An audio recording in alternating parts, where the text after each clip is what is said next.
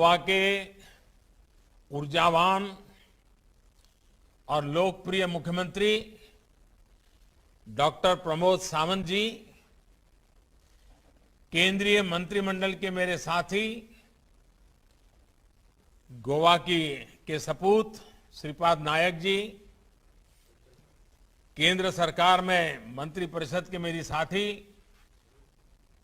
Doctor भारतीताई पवार जी, गोवा के सभी मंत्रीगण, सांसद और विधायकगण, अन्य जनप्रतिनिधि, सभी कोरोना वॉरियर भाइयों और बहनों, गोयच्या मजा मोगाल भावा बहिणींना तुमचे अभिनंदन। आप सभी को श्री गणेश पर्व की ढेर सारी शुभकामनाएं। कल अनंत चतुर्दशी के पावन अवसर पर हम सभी बप्पा को विदाई देंगे। हाथों में अनंत सूत्र भी बांधेंगे।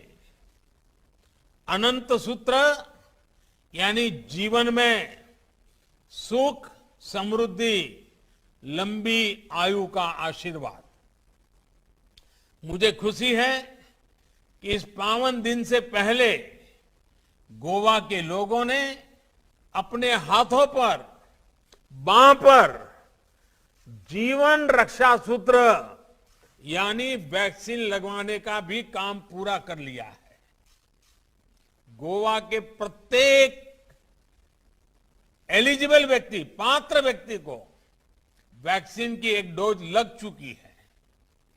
कोरोना के खिलाफ लड़ाई में ये बहुत बड़ी बात है।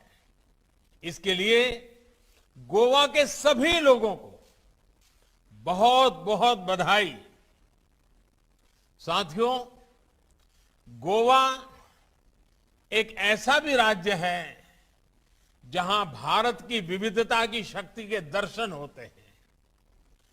पूरब और पश्चिम की संस्कृति, रहन सहन, खान पान यहां एक ही जगह देखने को मिलता है।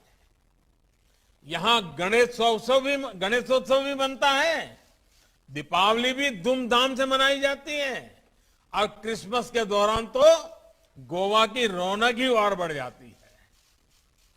ऐसा करते हुए गोवा अपनी परंपरा का भी निर्वाह करता है।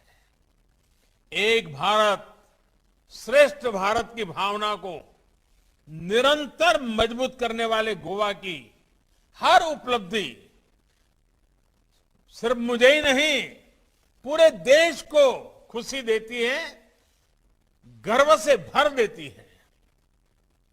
भाइयों और बहनों, इस महत्वपूर्ण अवसर पर मुझे अपने मित्र, सच्चे कर्मयोगी स्वर्गीय मनोहर पर्रिकर जी की याद आना स्वाभाविक है। 100 वर्ष के सबसे बड़े संकट से गोवा ने जिस प्रकार से लड़ाई लड़ी है, पर्रिकर जी आज हमारे बीच होते तो उनको भी आपकी इस सिद्धि के लिए, आपके इस अचीवमेंट के लिए बहुत गर्व होता। गोवा दुनिया के सबसे बड़े और सबसे तेज टीकाकरण अभियान सबको वैक्सीन, मुफ्त वैक्सीन की सफलता में अहम भूमिका निभा रहा है। बीते कुछ महीनों में गोवा ने भारी बारिश, साइक्लोन, बाढ़ जैसी प्राकृतिक आपदाओं के साथ भी प्रमोद सावंत जी के नेतृत्व में बड़ी बहादुरी से लड़ाई लड़ी है। इन प्राकृतिक चुनौतियों के बीच कोरोना टीकाकरण की रफ्तार को बनाए रखने के लिए सभी कोरोना वॉरियर्स का, स्वास्थ्य कर्मियों का, टीम गोवा का, हर किसी का बहुत बहुत अभिनंदन करता हूं। यहां अनेक साथियों ने जो अनुभव हमसे साझा किया, उनसे साफ है कि अभियान कितना मुश्किल था। उफनती नदियों को पार करके वैक्सीन को सुरक्षित रखते हुए दूर दूर तक पहुंचने के लिए कर्तव्य भावना भी चाहिए, समाज के प्रति भक्ति भी चाहिए और अप्रतिम साहस की भी जरूरत लगती है। आप सभी बिना रुके, बिना थके मानवता की सेवा कर रहे हैं। आपकी ये सेवा हमेशा हमेशा याद रखी जाएगी। साथियों, सबका साथ, सबका विकास, सबका विश्वास और सबका प्रयास, ये सारी बातें कितने उत्तम परिणाम लाती हैं, ये गोवा की सरकार ने, गोवा के नागरिकों ने, गोवा के कोरोना वॉरियर्स ने, फ्रंटलाइन वर्कर्स ने ये कर दिखाया है। सामाजिक और भौगोलिक चुनौतियों से निपटने के लिए जिस प्रकार का समन्वय गोवा ने दिखाया है, वो वाकई सराहनीय है। प्रमोद जी, आपको और आपकी टीम को बहुत बहुत बधाई। राज्य के दूर सुदूर में बसे केना कोना सब डिवीजन में भी बाकी राज्य की तरह ही तेजी से टीकाकरण होना, ये इसका बहुत बड़ा प्रमाण है। मुझे खुशी है कि गोवा ने अपनी रफ्तार को ढीला नहीं पड़ने दिया है। इस वक्त भी जब हम बात कर रहे हैं तो दूसरी डोज के लिए राज्य में टीका उत्सव चल रहा है। ऐसे ईमानदार, एकनिष्ठ प्रयासों से ही संपूर्ण टीकाकरण के मामले में भी गोवा देश का अग्रणी राज्य बनने की ओर अग्रसर है। और ये भी अच्छी बात है कि गोवा न सिर्फ अपनी आबादी को बल्कि यहां आने वाले पर्यटकों, बाहर से आए श्रमिकों को भी वैक्सीन लगा रहा है। साथियों, आज इस अवसर पर मैं देश के सभी डॉक्टरों, मेडिकल स्टाफ, प्रशासन से जुड़े लोगों की भी सराहना करना चाहता हूं। आप सभी के प्रयासों से कल भारत ने एक ही दिन में 2.5 करोड़ से भी अधिक लोगों को वैक्सीन देने का रिकॉर्ड बनाया है। दुनिया के बड़े बड़े और समृद्ध और सामर्थ्यवान माने जाने वाले देश भी ऐसा नहीं कर पाए हैं। कल हम देख रहे थे कि कैसे देश टकटकी लगाए कोविन डैशबोर्ड को देख रहा था। बढ़ते हुए आंकड़ों को देखकर उत्साह से भर रहा था। कल हर घंटे 15 लाख से ज्यादा वैक्सीन हुआ है। हर मिनट 26,000 से ज्यादा वैक्सीन हुआ। हर सेकंड 425 से ज्यादा लोगों को वैक्सीन लगी। देश के कोने कोने में बनाए गए 1 लाख से ज्यादा वैक्सीनेशन सेंटर्स पर ये वैक्सीन लोगों को लगाई गई है। भारत की अपनी वैक्सीनेशन के लिए इतना बड़ा नेटवर्क, स्किल मैन पावर, ये भारत के सामर्थ्य को दिखाता है। साथियों, कल का आपका जो अचीवमेंट है ना, वह पूरे विश्व में सिर्फ वैक्सीनेशन के आंकड़ों के आधार पर नहीं, भारत के पास कितना सामर्थ्य है, इसकी पहचान दुनिया को होने वाली है। और इसलिए इसका गौरवगान हर भारतीय का कर्तव्य भी है और स्वभाव भी होना चाहिए। साथियों, मैं आज मेरे मन की बात भी कहना चाहता हूं। जन्मदिन तो बहुत आए, बहुत जन्मदिन गए, पर मैं मन से हमेशा इन चीजों से अलिप्त रहा हूं, इन चीजों से मैं दूर रहा हूं। पर मेरी इतनी आयु में कल का दिन मेरे लिए बहुत भावुक कर देने वाला था। जन्मदिन मनाने के बहुत सारे तरीके होते हैं, लोग अलग अलग तरीके से मनाते भी हैं, और अगर मनाते हैं तो कुछ गलत करते हैं ऐसा मानने वालों में मैं नहीं हूं। लेकिन आप सभी के प्रयासों की वजह से कल का दिन मेरे लिए बहुत खास बन गया है। मेडिकल फील्ड के लोग, जो लोग पिछले 1.5-2 साल से दिन रात जुटे हुए हैं, अपनी जान की परवाह किए बिना कोरोना से लड़ने में देशवासियों की मदद कर रहे हैं, उन्होंने कल जिस तरह से वैक्सीनेशन का रिकॉर्ड बनाकर दिखाया है, वो बहुत बड़ी बात है। हर किसी ने इसमें बहुत सहयोग किया है। लोगों ने इसे सेवा से जोड़ा। ये उनका करुणा भाव, कर्तव्य भाव ही है जो 2.5 करोड़ वैक्सीन डोज लगाई जा सकी। और मैं मानता हूं, वैक्सीन के हर एक डोज एक जीवन को बचाने में मदद करती है। 2.5 करोड़ से ज्यादा लोगों को इतने कम समय में इतना बड़ा सुरक्षा कवच मिलना बहुत संतोष देता है। जन्मदिन आएंगे जाएंगे, लेकिन कल का ये दिन मेरे मन को छू गया है, अविस्मरणीय बन गया है। मैं जितना धन्यवाद अर्पित करूं वो कम है। मैं हृदय से प्रत्येक देशवासी को नमन करता हूं, सभी का आभार जताता हूं।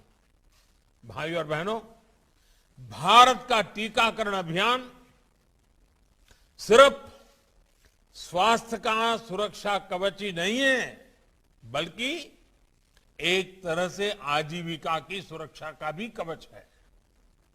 अभी हम देखें तो हिमाचल पहली डोज के मामले में 100% हो चुका है, गोवा 100% हो चुका है, चंडीगढ़ और लक्षद्वीप में भी सभी पात्र व्यक्तियों को पहली डोज लग चुकी है, सिक्किम भी बहुत जल्द 100% होने जा रहा है, अंडमान निकोबार, केरला, लद्दाख, उत्तराखंड, दादरा और नगर हवेली भी बहुत दूर नहीं है। साथियों, ये बहुत चर्चा में नहीं आया, लेकिन भारत ने अपने वैक्सीनेशन अभियान में टूरिज्म सेक्टर से जुड़े राज्यों को बहुत प्राथमिकता दी है। भारत में हमने कहा नहीं, क्योंकि इस पर भी राजनीति होने लग जाती है, लेकिन ये बहुत जरूरी था कि हमारे टूरिज्म डेस्टिनेशन जल्द से जल्द खुले। अब उत्तराखंड में भी 4 धाम यात्रा संभव हो पाएगी। और इन सब प्रयासों के बीच गोवा का 100% होना, 100% होना बहुत खास हो जाता है। टूरिज्म सेक्टर को रिवाइव करने में गोवा की भूमिका बहुत अहम है। आप सोचिए, होटल इंडस्ट्री के लोग हो, टैक्सी ड्राइवर हो, फेरी वाले हो, दुकानदार हो, जब सभी को वैक्सीन लगी होगी तो टूरिस्ट भी सुरक्षा की एक भावना लेकर यहां आएगा। अब गोवा दुनिया के उन बहुत गिने चुने इंटरनेशनल टूरिस्ट डेस्टिनेशन में शामिल हो चुका है जहां लोगों को वैक्सीन का सुरक्षा कवच मिला हुआ है। साथियों, आने वाले टूरिज्म सीजन में यहां पहले की ही तरह टूरिस्ट एक्टिविटीज हो, देश के दुनिया के टूरिस्ट यहां आनंद ले सके, ये हम सभी की कामना है। ये तभी संभव है जब हम कोरोना से जुड़ी सावधानियों पर भी उतना ही ध्यान देंगे जितना टीकाकरण पर दे रहे हैं। संक्रमण कम हुआ है, लेकिन अभी भी इस वायरस को हमें हल्के में नहीं लेना है। सेफ्टी और हाइजीन पर यहां जितना फोकस होगा, पर्यटक उतनी ही ज्यादा संख्या में यहां आएंगे। साथियों, केंद्र सरकार ने भी हाल में विदेशी पर्यटकों को प्रोत्साहित करने के लिए अनेक कदम उठाए हैं।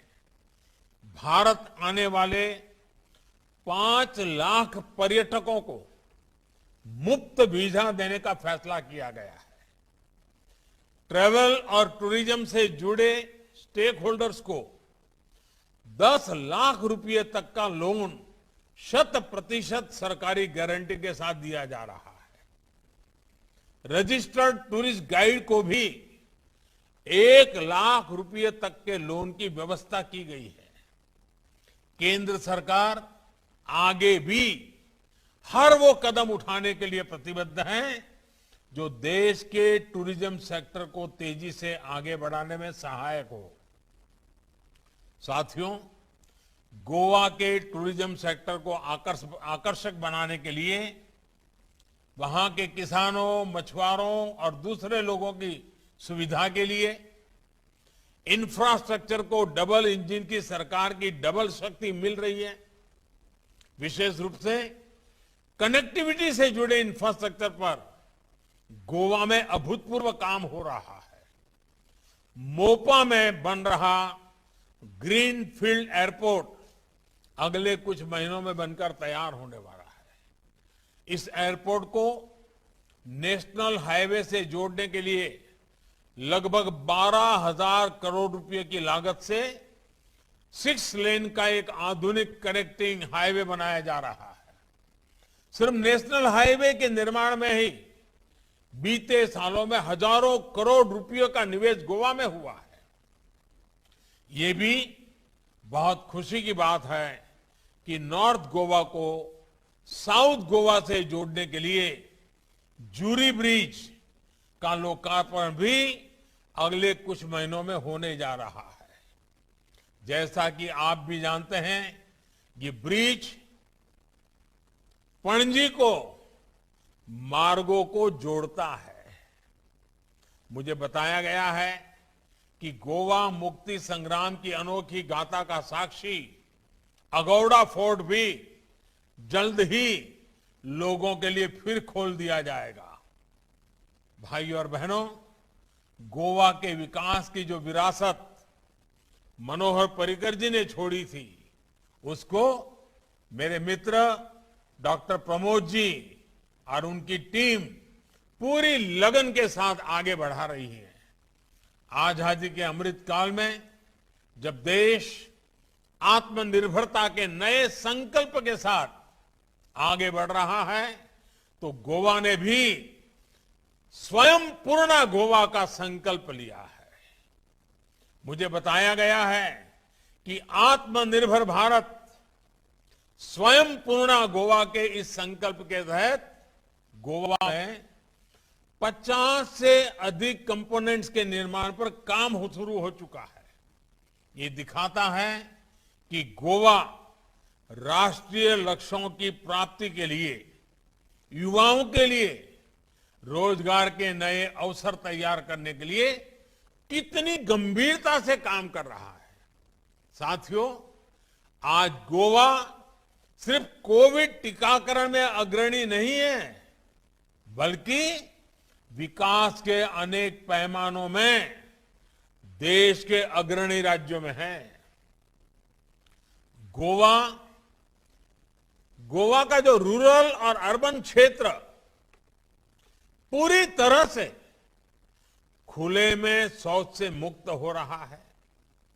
बिजली और पानी जैसी बुनियादी सुविधाओं को लेकर भी गोवा में अच्छा काम हो रहा है। गोवा देश का ऐसा राज्य है जहां 100% बिजलीकरण हो चुका है। हर घर नल से जल के मामले में तो गोवा ने कमाल ही कर दिया है।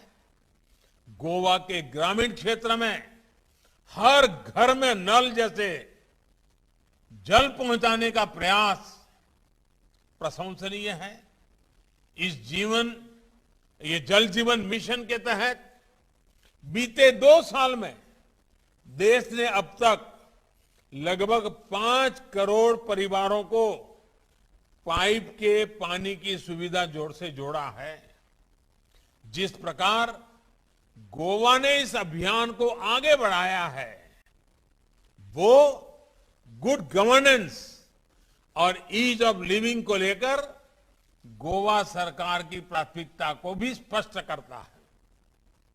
भाइयों और बहनों, सुशासन को लेकर यही प्रतिबद्धता कोरोना काल में गोवा सरकार ने दिखाई है। हर प्रकार की चुनौतियों के बावजूद केंद्र सरकार ने जो भी मदद गोवा के लिए भेजी, उसको तेजी से बिना किसी भेदभाव के हर लाभार्थी तक पहुंचाने का काम गोवा की टीम ने किया है। हर गरीब, हर किसान, हर मछुआरे साथी तक मदद पहुंचाने में कोई कसर नहीं छोड़ी गई। महीनों महीनों से गोवा के गरीब परिवारों को मुफ्त राशन पूरी ईमानदारी के साथ पहुंचाया जा रहा है। मुफ्त गैस सिलेंडर मिलने से गोवा की अनेक बहनों को मुश्किल समय में सहारा मिला है। गोवा के किसान परिवारों को पीएम किसान सम्मान निधि से करोड़ों रुपए सीधे बैंक अकाउंट में मिले हैं। कोरोना काल में ही यहां के छोटे किसानों को मिशन मोड पर किसान क्रेडिट कार्ड मिले हैं। यही नहीं, गोवा के पशुपालकों और मछुआरों को पहली बार बड़ी संख्या में किसान क्रेडिट कार्ड की सुविधा मिली है। पीएम स्वनिधि योजना के तहत भी गोवा में रेहड़ी, पटरी और ठेले के माध्यम से व्यापार करने वाले साथियों को तेजी से लोन देने का काम चल रहा है। इन सारे प्रयासों की वजह से गोवा के लोगों को बाढ़ के दौरान भी काफी मदद मिली है। भाइयों और बहनों, गोवा असीम संभावनाओं का प्रदेश है। गोवा देश का सिर्फ एक राज्य भर नहीं है, बल्कि ब्रांड इंडिया की भी एक सशक्त पहचान है। ये हम सभी का दायित्व है कि गोवा की इस भूमिका को हम विस्तार दें। गोवा में आज जो अच्छा काम हो रहा है, उसमें निरंतरता बहुत आवश्यकता है। लंबे समय बाद गोवा को राजनीतिक स्थिरता का, सुशासन का लाभ मिल रहा है। इस सिलसिले को गोवा के लोग ऐसे ही बनाए रखेंगे, इसी कामना के साथ आप सभी को फिर से बहुत बहुत बधाई। प्रमोद जी और उनकी पूरी टीम को बधाई। सगळांक देव बरे करो। धन्यवाद। माननीय प्रधानमंत्री जी, गोवा और गोवा निवासियों की तरफ से मैं आपको सहृदय धन्यवाद करता हूं। आज आपने अपना बहुमूल्य समय व विचार हमें प्रदान किए। मैं गोवा के माननीय मुख्यमंत्री, माननीय मंत्रियों को, माननीय सांसदों